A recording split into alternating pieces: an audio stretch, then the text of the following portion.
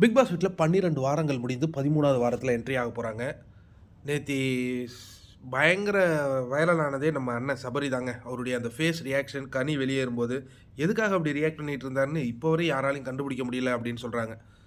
அழுவுறாரா? சிரிக்கிறாரா? மனசுக்குள்ளேயே ஒன்றும் புரியல. ஆனால் இந்த ரியாக்ஷன் பயங்கர வைரல் ஆயிடுச்சு. இனி அண்ணன் வைரல் சோஷியல் மீடியாவில் அப்படின்னு நம்ம சொல்லிக்கலாம்.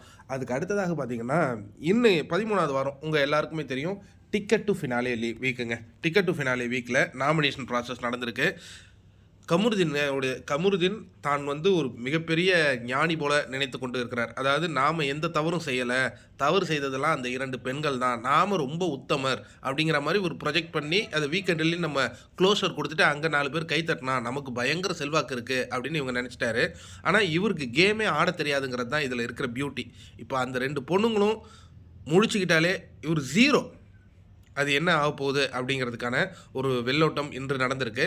அதாவது நம்ம எல்லாருக்கும் தெரியும், திங்கட்கிழமைனாலே நாமினேஷன் ப்ராசஸ் இல்லையா? இந்த வாரம் நாமினேட் ஆனவர்கள் 9 நபர்கள் நாமினேட் ஆகியிருக்காங்கங்க. ப்ரோ 9 நபர்கள் தான் வீட்லேயே இருக்காங்க.